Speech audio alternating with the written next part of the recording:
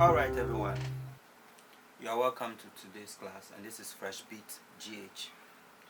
Yeah, I am here to take you through FL Studios, and then, as you know, FL Till I Die. I am going to do a lot of stuff today without any third party. We'll be going through FL Studio just with, we'll be going through beat production just with the FL Studios plugins, tones, and whatever. I'm not going to bring in any third party. We are going to do that from start to finish of the project. We're going to record in FL Studio. We're going to play beats in FL Studio. We're going to mix in FL Studio. We're going to use FL Studio plugins to do the mixing and everything. No third party. So that we'll see how that works. And then after that, we'll maybe do another project with an external plugin, like a third party plugin. So just get ready. I believe you have your laptop with you, and then I believe you have your headset with your mouse, of course. So let's see how we do this. And I would advise you all try and buy a sound card, because sound production definitely goes with sound card. If you have a sound card and then a nice headset, you can do without the monitor as a beginner, so that you listen to your sound through your headset, and then with your sound card you can easily get a very good input, and then an output also. Yeah, you get a very good input from your microphones.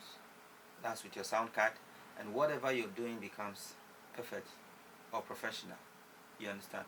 But for now, if you don't have a sound card, you don't have whatever, don't worry.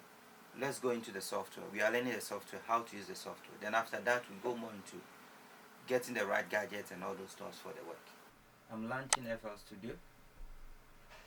We'll be using the tones just in FL Studio.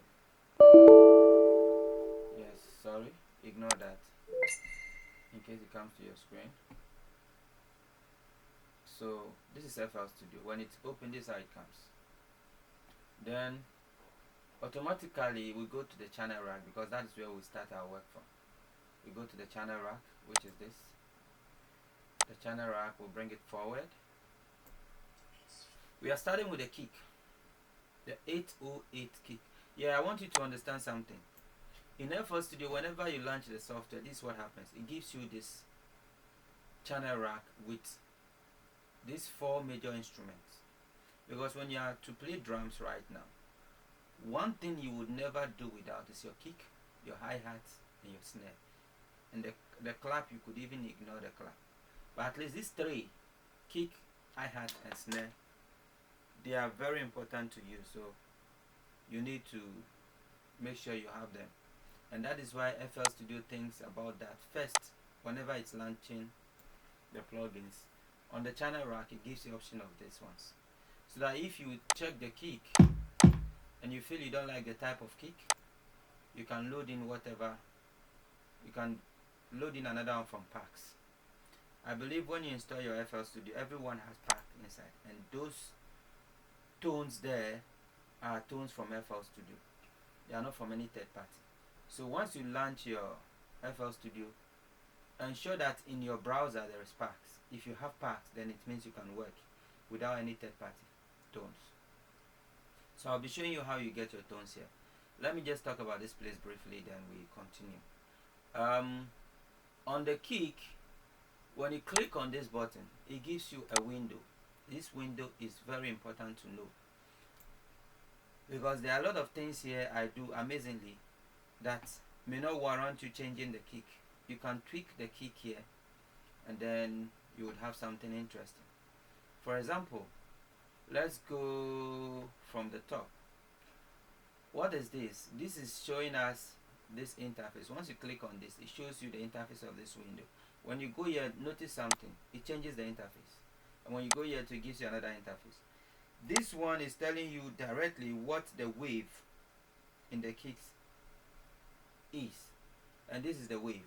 And then it's telling you that you have some buttons here in order to tweak this wave. So with the pitch, okay, let me go to this one first. When you click on this, it means you've deactivated it. Even though when you play it sounds here, But if you should load it, let's say you play something and you load it here, while you play here, it wouldn't sound. It's just like when you mute it here. You can see what I did here. It's affecting this place. That is the purpose of that light. It's just to deactivate it.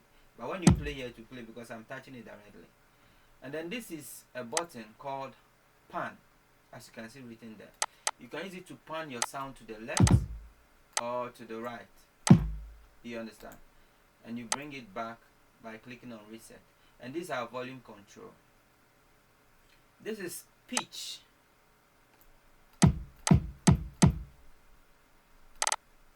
Sorry. You notice something? When I pitch up and when I pitch down. But there's something in front of it that gives you the range of pitch. There is another pitch here, we'll be talking about that later. When I increase the range of this pitch, see what happens. It means that's giving me more range, so I can go more and the pitch becomes lower. Can you imagine? So they've given you an automatic range of 2. That's the default range, but you can change it to any range you want. When you go here, you go a pitch higher, maybe.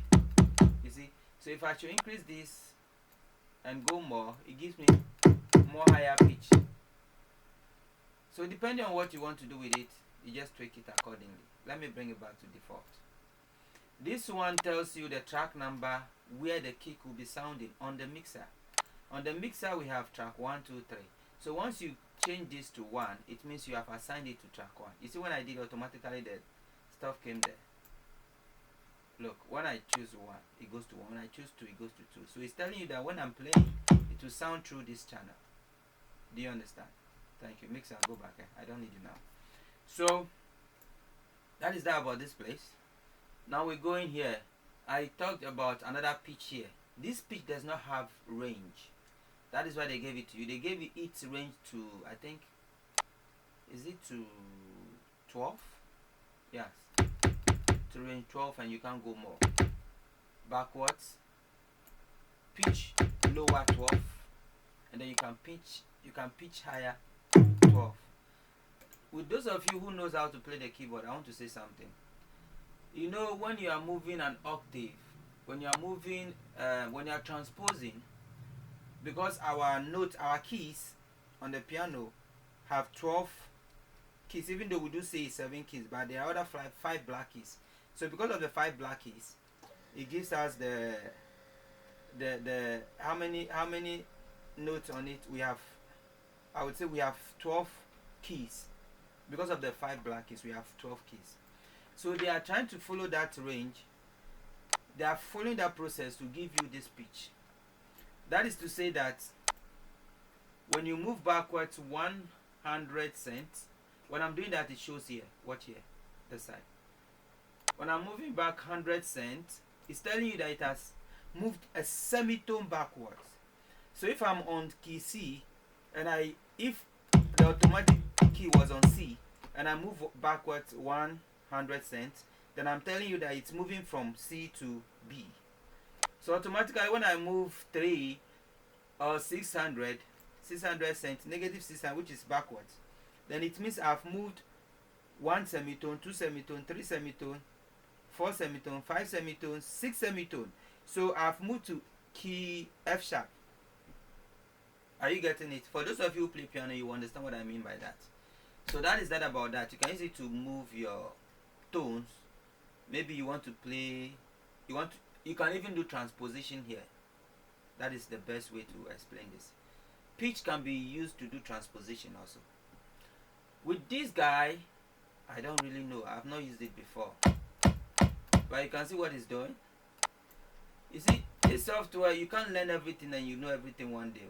I've been using this software for like, if I'm not lying, about 17 years. I started using it since 2019. Oh, sorry, what am I saying? Since 2006, yeah, 2006. And yet I haven't used this button before. That should tell you that you have a lot to learn. It's acting like compressor, right? Yeah, but I have something I use instead of that for my compression if I don't want to use compression itself. So it's all about tweaking your tones, that's all. So when you tweak and then you see how it relates. The time also is acting like attack. I don't know if you know attack. Attack in compression. It's acting like that. Now enough of all that. When you choose auto, whatever you do automatically changes for you. We will not go back, we will not go into that now. Let's just leave that where it is. Well, let's leave this one to where it is, and then let's go down. We have a lot to do today, so let's not waste time. When we are wasting time, we will not be able to finish with the course for the day. Now, one button I would love to talk about is the normalize. Normalize, most times I use it when I'm doing voice recording. Normally when you record a voice, it comes like this. Sometimes the voice comes very thin. When it's thin, you just click here, it's normalized. But because this is already bold, it's not showing anything. You understand? Alright. And this is reverse. To reverse something the other way. So it means it's going to sound backwards. That's reverse. And then reverse polarity.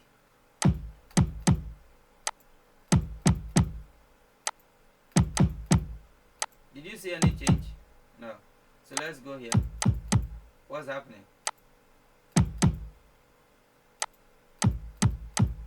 It's more like panning, right? Wow, FL Studio. You guys are mad. Alright, so let's leave those ones. I don't use them, so. Now, this is where I want you to come with me. I want to show you certain things here to tweak your instrument. Now, when you do this, by shifting up, what is happening? It's cutting off the beginning. So that when you have a tone and you feel like there is space in the beginning, when you kick on it, it doesn't come immediately. You want it to come sharp, you can just come here and trim it off. More like attack. And as you are doing that, it changes your tone. So you can imagine this same kick has given me different types of kick just by tweaking. So don't be surprised when I tell you the kicks you have there is just one kick that was tweaked, and then they gave you different version of it. You get it? So you yourself, you can do this and have different versions of kick, which you can export and save and use anytime you want to. You understand? Alright. Now let's go to, this has to do with length. The length of the kick, the length of the wave. You see at the end there is a tail. If you choose to take the tail out, you can just do this. It reduces the length for you.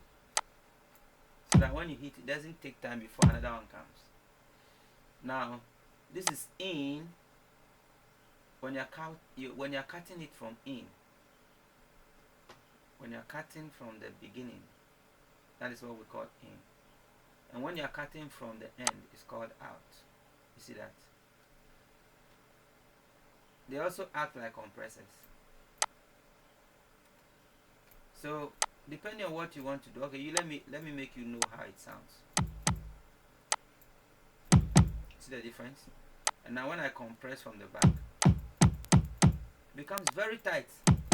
More like I place the compressor on it. Meanwhile, it's just by tweaking. So sometimes I do this and then I cut the tail out. I can use trimming to cut the tail out, or I can use the length to cut the tail out. But when you are using the length, see what happens. Even though it's cutting the tail out, but it's not cutting just the tail, it's cutting part of this. So most times, what I do is use the trim to cut just the tail out. And this is cross fade.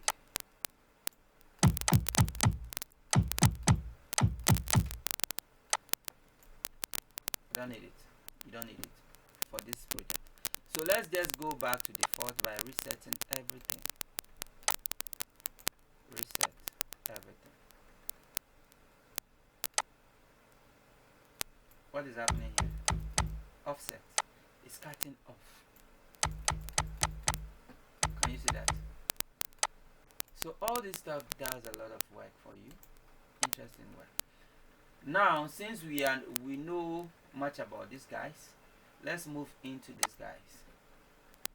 Wow, you'll be like, wow, just a kick. How many stuffs? What am I learning? This is too much. Everything you have here is just like what you are seeing here. Almost like that, because this is the attack here. You see? And this holds, just like we are doing there. I don't want to go much into it.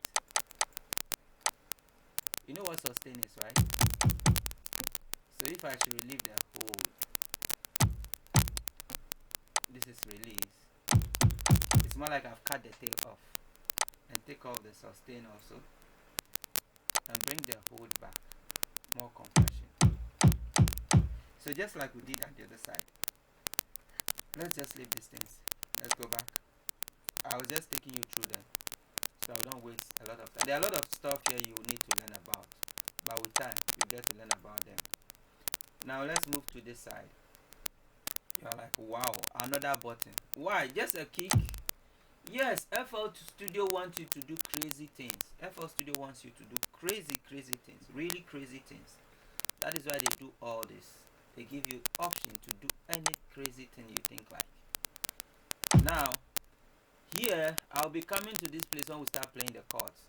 Most especially because of this guy, arpeggio. Take note of that. Remind me when we're working with chords, when we are playing our MIDI.